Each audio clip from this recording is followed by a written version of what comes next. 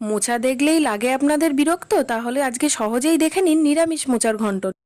আজকে আমি আপনাদেরকে খুব সহজে নিরামিষ মোচার ঘন্ট করে দেখাবো। আর কোনো বিরক্তি আসবে না মোচা রান্না করতে। প্রথমেই একটা মোচাকে ভালো করে ছাড়িয়ে কুচো করে নিয়েছি, এবার জলে লবণ দিয়ে সিদ্ধ করে নিচ্ছি 10 থেকে 15 মিনিটের জন্য।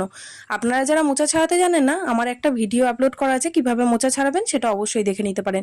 এবার কড়াইয়ে বেশ খানিকটা সর্ষের তেল দিয়ে একটা আলু কেটে রেখেছিলাম, আলুটাকে ভেজে রাখলাম। ওই তেলের মধ্যে গোটা জিরে, একটা তেজপাতা, একটা শুকনো লঙ্কা ফোড়ন দিয়ে ফোড়নটা নাড়াচাড়া করে মশলা দিয়ে দিলাম। মশলাটা আমি তৈরি করেছি একটু আদা, জিরে, শুকনো লঙ্কা আর সামান্য পরিমাণে একটু রাঁধুনি দিয়ে। রাঁধুনিটা কিন্তু মোচার তরকারিতে দারুণ লাগে।